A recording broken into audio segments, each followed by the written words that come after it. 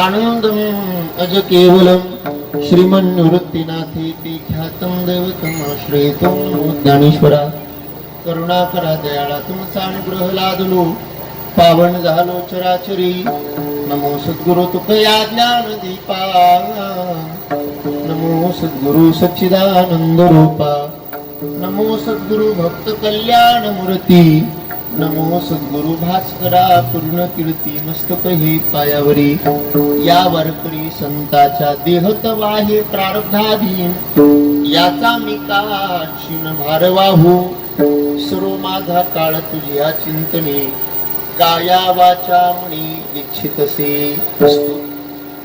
आजच्या या कीर्तनाच्या सेवेकरता निवडलेला अभंग जगतवंदनीय जगद्गुरु श्री तुकाराम महाराज यांचा 4 चरणाचा गोड असा अभंग आजच्या कीर्तनाच्या सेवेकरता निवडला आहे.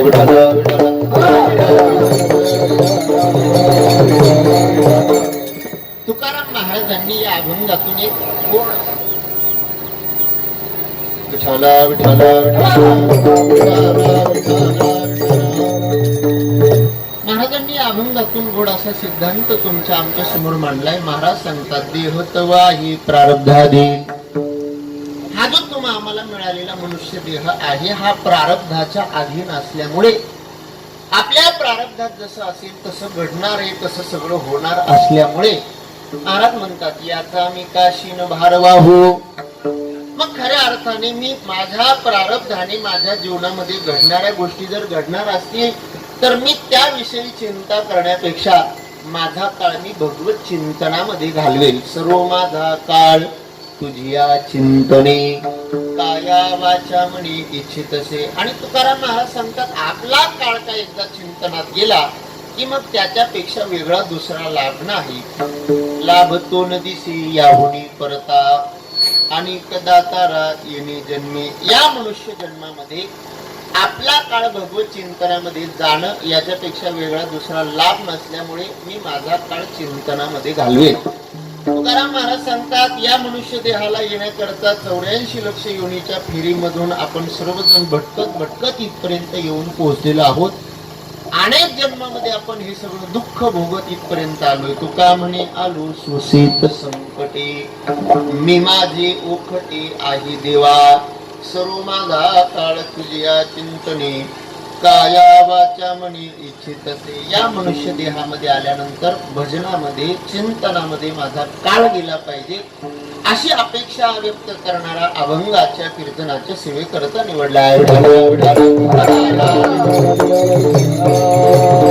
संकल्पित वेळेत आपल्याला या अभंगावर सविस्तर असं चिंतन करायचं. या चिंतनाला प्रारंभ करण्यापूर्वी कीर्तनाला सुरुवात करण्यापूर्वी महिला मंडळीला माझी विनंती इथं पुढे येऊन बसायला जमेल का बघा बरं. तुम्हाला जमतंय का बघा. जमतंय का म्हणजे ती सगळी ही मंडळी सात्विक असल्यामुळे खूप छान सगळी मंडळी आहे. ऐका या परिवाराने इतकं सुंदर नियोजन या ठिकाणी केलंय.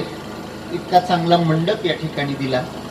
आम्हाला सगळ्यांना बोलवलं. गायक मंडळीला बोलवलं, वादक मंडळीला बोलवलं, सगळ्या टाळकऱ्यांना बोलवलं, साऊंड सिस्टीम वाल्यांना बोलवलं, तुम्हाला सगळ्या पाहुणे मंडळीला बोलवलं. खूप छान त्यांनी भोजनाची व्यवस्था केली, ही मंडपाची सगळी व्यवस्था केली. हे सगळं का केलं त्यांनी तर त्याचं निमित्त त्याचं औचित्य सांगणं हे वक्त्याचं कर्तव्य असतं. या नात्याने आपल्या या सद्गुरु श्री साईनाथांच्या पदस्पर्शाने पुनीत पावन झालेल्या या श्री क्षेत्र शिर्डी या पुण्य पावन भूमीमध्ये आणि खऱ्या अर्थाने आपली सगळा व्यवसाय आणि हे सगळं सांभाळत असताना खऱ्या अर्थाने सामाजिक जबाबदारी, कौटुंबिक जबाबदारी खूप चांगल्या पद्धतीने जो पार पाडतोय. सामाजिक, धार्मिक, राजकीय सर्वच क्षेत्रामध्ये पुढे असणारा एक आदर्श परिवार पेहरे परिवार. आणि या परिवारातील मातृछत्र वैकुंठवासी सौभाग्यवती सिंधुबाई बापू पेहरे या मातोश्रींचं 1 वर्षापूर्वी दुःखद असं निधन झालं. त्यांना आपल्यातनं जाऊन 1 वर्ष पूर्ण होत आहे.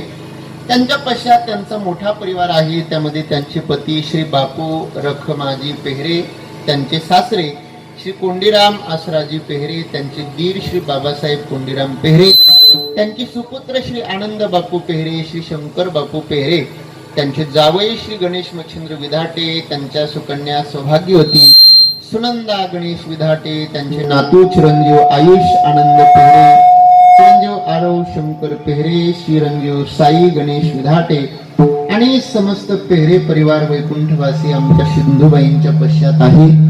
निश्चित त्यांच्या जाण्याने या परिवाराला झालेले दुःख फार मोठे, आपण ती शब्दात व्यक्त करू शकत नाही. त्यांच्या जाण्याने या परिवाराला झालेलं दुःख सहन करण्याची क्षमता भगवान परमात्म्याने या परिवाराच्या ठिकाणी प्रदान करावी.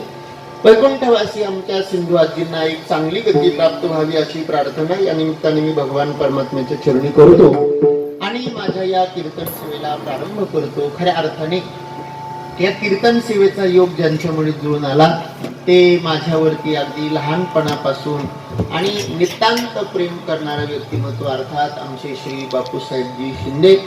आणि खूप गोड व्यक्तिमत्व आहे, माझ्यावरती त्यांचं नितांत प्रेम आहे.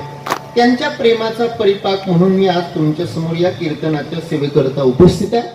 कीर्तनाच्या साथीकरता महाराष्ट्रातली सगळी दिग्गज ख्यातनाम गुणीजन मंडळी या ठिकाणी उपस्थित आहे. त्यामध्ये गोडगळ्याचे धनी आमचे आदरणीय हरिभक्तीपरायण शांतारामजी महाराज दोन या ठिकाणी उपस्थित आहे. जोरदार टाळ्यांच्या गजरात आपण त्यांचे स्वागत करूया. त्यांच्या साथीला आमचे भानू नाना महाराज वेलजाळी ते या ठिकाणी उपस्थित आहे, त्यांचे टाळ्यांच्या गजरात स्वागत करूया. आमच्या वारकरी शिक्षण संस्थेमध्ये गुरुकुलामध्ये शिकणारे सगळे विद्यार्थी या ठिकाणी उपस्थित आहेत, त्यांचे टाळ्यांच्या गजरात आपण स्वागत करूया. आमचे गोड मृदंगाचार्य छोटे मृदंगाचार्य आमच्या गुरुकुलातले आमचे शिवा महाराज त्यांचे टाळ्यांच्या गजरात जोरात वाजवतात. हे बघा, एक तर त्याच्या करता जोरात टाळ्या वाजवा, नाही तर मग त्याच्या शेलार या ठिकाणी उपस्थित आहे. शेलार मामा आहे, त्यांचे जोरदार टाळ्यांच्या गजरात स्वागत करूया. प्रयत्नशील आहे ते, मी आल्यापासून बघतोय त्यांचे प्रयत्न चालू आहे, शेवट धडपड चालू आहे त्यांची. शेवटपर्यंत होईल सगळं ठीक, काही काळजी करण्याचं कारण नाही. मामांना पण धन्यवाद देतो, तुम्हाला सगळ्यांना धन्यवाद देतो. या परिवाराच्या दुःखामध्ये सहभागी होण्याकरता वैकुंठवासी आमच्या सिंधुताईंना एक अखेरचा निरोप देण्याकरता आपण सर्वजण आलात. सर्वांच्या चरणी नतमस्तक होतो आणि सेवेला प्रारंभ करतो. आपल्या कीर्तनाची वेळ होती 10 ते 12, बरोबर ना? कीर्तनाची वेळ किती होती? 10 ते 12. आता वाजली किती? 11:30. म्हणजे आपल्याकडे वेळ किती शिल्लक आहे? अर्धा तास. अर्ध्या तासामध्ये परमात्मा जशी बुद्धी देईल तशी कीर्तन सेवा करण्याचा मी प्रयत्न करणार आहे. तुम्हालाही जास्त सुद्धा कारणीभूत काय असेल ना ते सुद्धा आमचं प्रारब्धच आहे.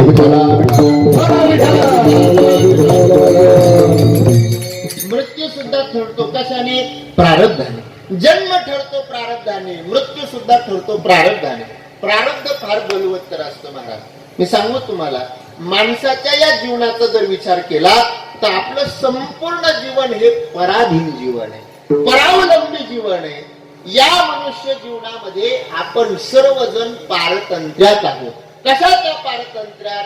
आपण प्रारब्धाच्या पारतंत्र्यात आहोत. जसं आपलं प्रारब्ध असेल तशा सगळ्या गोष्टी ठरतात. पण लक्ष देऊन ऐका, माणसाचा जन्म ठरतो प्रारब्धाने, माणसाचा मृत्यू ठरतो प्रारब्धाने. पण जन्माला आल्यापासून मरेपर्यंत कसं जीवन जगायचं या बाबतीत मात्र आपण सर्वजण स्वतंत्र आहोत.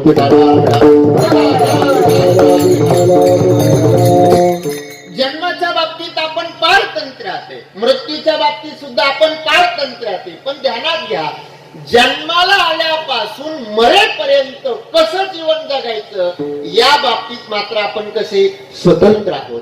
इथं आल्यानंतर कसं जीवन जगायचं, इथं आल्यानंतर कसं कर्म करायचं या बाबतीत आपण स्वतंत्र आहे.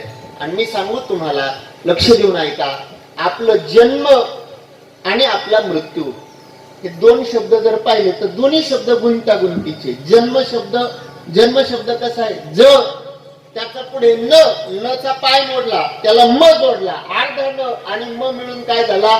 जन्म. जन्म शब्द गुंतागुंतीचा आहे. चला पुढे, मृत्यू शब्दाचा जर विचार केला तर मृत्यू शब्द सुद्धा कसा आहे? गुंतागुंतीचा आहे. म आहे, त्याला खालून र फार आहे, पुढे तो अर्धा जोडला तोडला, त्याला य जोडला, त्या यला परत खालून उकार दिला, काय झाला? मृत्यू शब्द.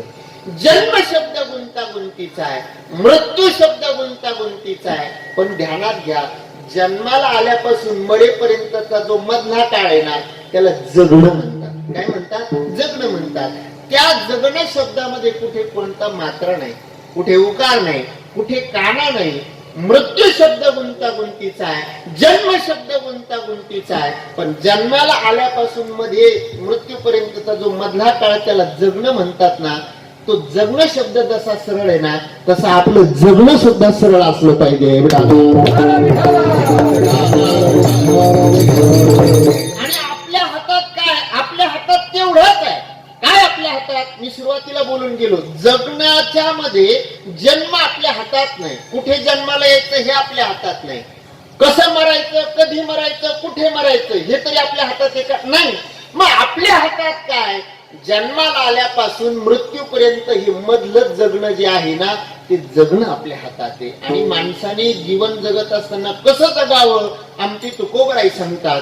तुका म्हणे जियावे सत्कीर्तीने बनवे, हो सत्कीर्तीने बनवे, सत्कीर्तीने बनवे. तुका म्हणे जियावे सत्कीर्तीने बनवे,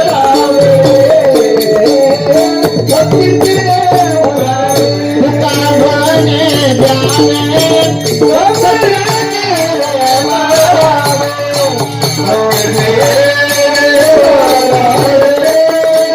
सत्कीर्तीने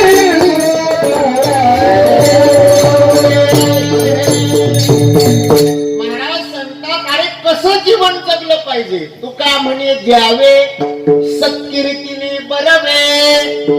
आपण गेल्याच्या नंतर आपल्या कीर्तीचा सुगंध मागे दरवळत राहिला पाहिजे, आपली सत्कीर्ती मागे शिल्लक राहिली पाहिजे, असं आपलं जगणं असावं.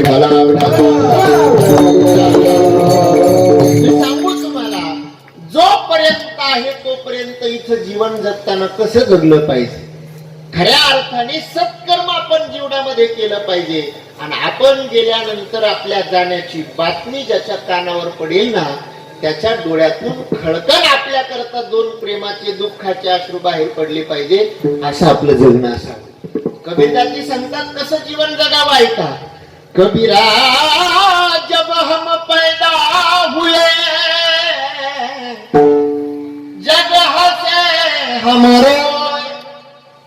कबीरदासजी सांगतात, अरे आमचा जन्म झाला, नवीन बाळाचा, लहान मुलाचा जन्म झाला की जन्म झाल्याबरोबर लोक पेढे वाटतात, लोक आनंदोत्सव करतात, घ्या पेढे, घ्या पेढे. आपण विचारलं कशाचे पेढे, लोक म्हणतात आम्हाला मुलगा झाला, घ्या पेढे. त्या बाळाचा जन्म झाल्यानंतर लोक त्याच्याकरता पेढे वाटतात, पण ज्या बाळाचा जन्म झालेला असतो ना, ते बाळ मात्र रडत असतं. कबीरा जब हम पैदा हुए जग हसे हमरोय. आम्ही रडत होतो, लोक आमच्या करता पेढे वाटत होते. पण कबीरदासजी असं सांगतात, जन्माला आल्यापासून मरेपर्यंत असं जीवन जगा. कसं जीवन जगा? ऐसी करणी करा चलो हम हसे जगरो. असं जीवन जगा, असं कर्म करा की आम्ही गेल्यानंतर आमच्या जाण्याची बातमी ज्याच्या कानावर जाईल ना, त्याच्या डोळ्यातून आमच्या करता दुःखाचे अश्रू बाहेर पडले पाहिजे आणि आम्ही इथून जाताना मात्र आनंदात गेलं पाहिजे. असं जीवन माणसाचं असावं.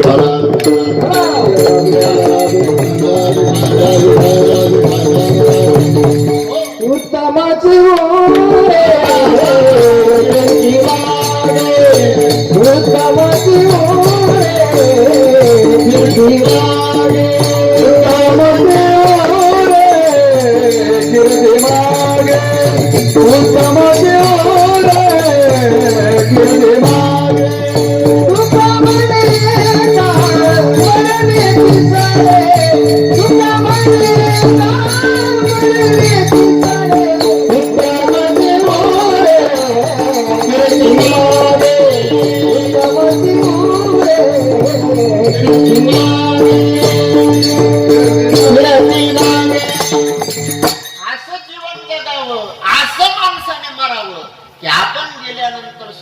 उत्तमची उरी कीर्ती मागे. आणि त्या जन्माला, त्या जीवनाला काहीतरी अर्थ आहे.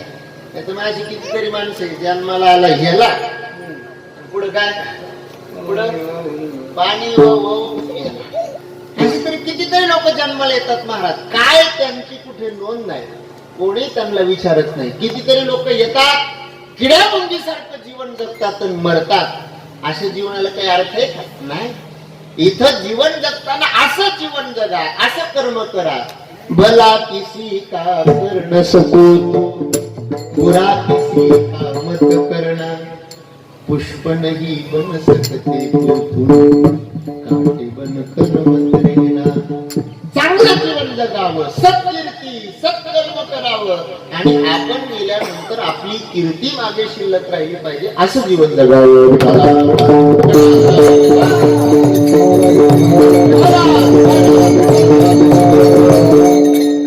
एवढं स्वातंत्र्य आपल्याला इथं जीवन जगत असताना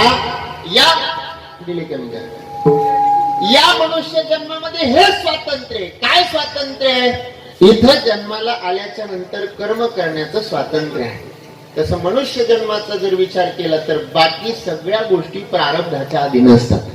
इथं आपल्या जीवनामध्ये जे काही सुख दुःख आपल्याला भोगायला येतं त्याला कारणीभूत जर काय असेल तर ते आपलं मागच्या जन्मातलं कर्म. भोगतो न गडे